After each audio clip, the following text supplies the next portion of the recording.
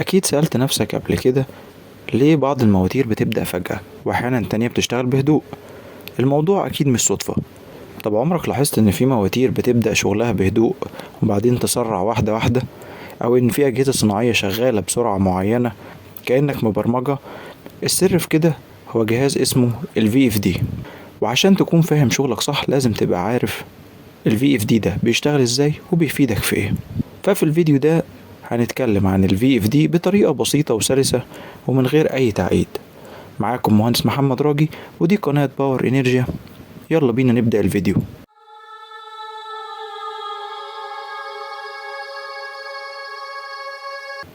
أول حاجة لازم تكون عارفها هو ال VFD ده اختصار لإيه. ال VFD هو اختصار لكلمة Variable Frequency Drive، فهو جهاز بيغير التردد والجهد اللي رايحين للموتور، والتردد ده هو اللي على أساسه بتتحدد سرعة دوران الموتور من خلال العلاقة أوميجا بتساوي 2 باي اف.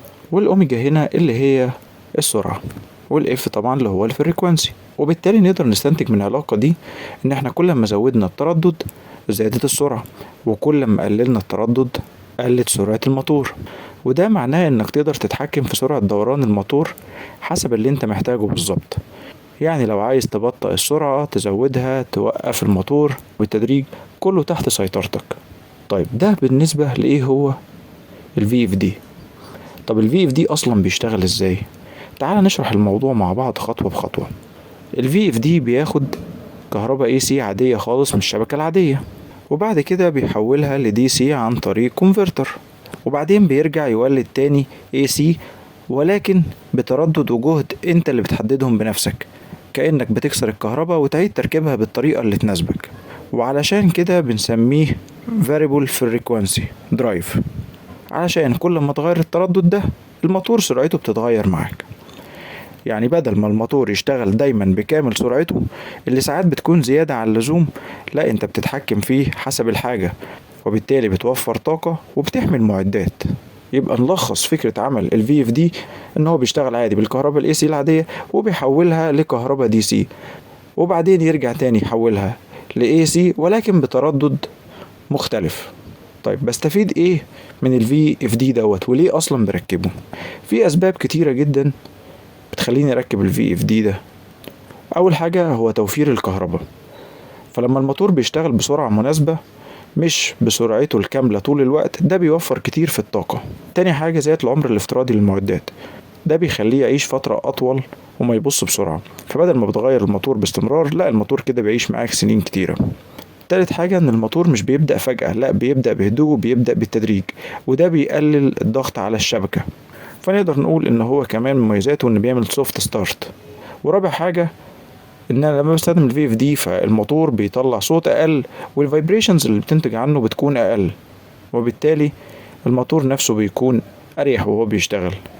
وخامس حاجة وهي الكونكلوجن، وهي ناتجة عن كل المميزات اللي احنا قلناها، ان ده في النهاية بيعني لي ان استخدام ال VFD بيؤدي لصيانة اقل وتكاليف اقل على المدى الطويل. كمان من مميزات ال VFD ان هو بيستخدم في الموتور ستارتنج، وبالتالي الستارتنج كارنت بتاع المواتير بيكون عالي جدا، فهو بيكون من 6 ل 8 اضعاف الريتد كارنت، فاستخدامنا ال VFD بيقلل كمان معاها الستارتنج كارنت، وبالتالي ده في النهاية بيقلل لي من حجم البريكر والكابلات اللي بتستخدم لتغذية المواتير دي.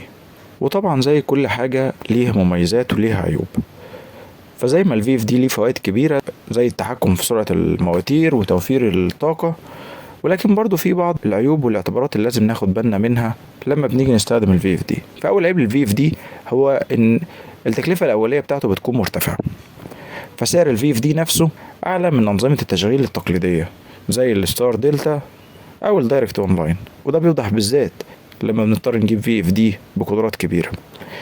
تاني عيب ليه وهو التداخل المغناطيسي اللي هو الالكترومagnetic انترفيرنس، فاستخدام ال VFD بيولد تشوهات في شكل الساين ويف اللي احنا بنسميها الهارمونكس، وبيعمل تأثيرات بسبب الالكترومagnetic انترفيرنس، وده ممكن يأثر على الأجهزة الإلكترونية الموجودة جنب ال VFD.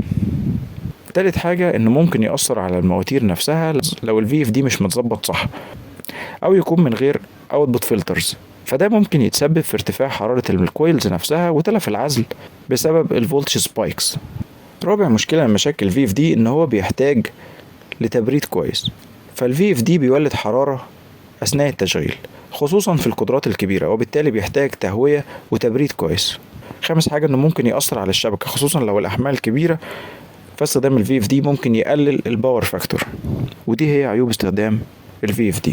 طب VFD ده بيستخدموه فين وفي ايه؟ VFD مش بس للمصانع، لا ده كمان بيكون في أماكن قريبة منك وممكن تكون مش واخد بالك منها، فهتلاحظ وجود VFD في أماكن كتير قوي حواليك. زي ما احنا قلنا طبعا، وأهمها انه بيستخدم في المصانع عشان يتحكموا في السرعة على خطوط الإنتاج، كمان في الووتر بامبس خاصة في الزراعة ومحطات المياه. VFD كمان بيخش في أنظمة الاتشفاك علشان يشتغل حسب درجة الحرارة المطلوبة ويوفر جزء من الكهرباء. وكمان VFD ممكن يتركب مع الأسانسيرات بحيث ان هو بيخليها تشتغل بسلاسة وبسرعة مناسبة. يعني ببساطة أي مكان فيه موتور محتاج تتحكم في سرعته ممكن تلاقي موجود فيه VFD. وبكده بعد ما عرفنا ايه هو VFD وبيشتغل ازاي وايه هي اهميته، فانت اكيد بقيت شايف قد ايه VFD ده مهم وبيدخل في تطبيقات كتيرة. وبكده يبقى احنا باختصار لخصنا ايه هو VFD وايه هي مميزاته وفكرة عمله وايه التطبيقات اللي هو بيدخل فيها. لو عجبك الفيديو ولو استفدت منه ما تنساش تعمل لايك للفيديو وتشترك في القناة عشان يوصلك كل جديد. ولو عندك اي سؤال او عايز نتكلم في موضوع معين يا ريت تسيبهولي تحت في الكومنتات. شكرا والسلام عليكم ورحمة الله وبركاته.